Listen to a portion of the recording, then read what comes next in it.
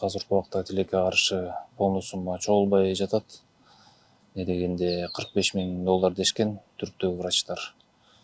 Тилекке каршы анын жартысы эле чогулуп калды азыркы убакка. Эми биз ойлонуп атабыз, биякта өзүбүздүн врачтар деле колубуздан келет деп атат.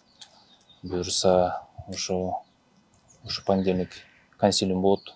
Ошол жактан чечебиз го. Операция поэтапно болот да алчы. Азыр ошол эки хрящтардын бүт кожанын астында катылган да. Андан кийин аны акырын алып чыгып, кайта ордуна чогултушат да, бүт барынча реконструкция кылышат да. Андан кийин постепенно уже 2-3 операциядан кийин анан последний пластический операция болот да. И аны бесплатно кылабыз деп ачкан да, түрк дарыгерлерчи.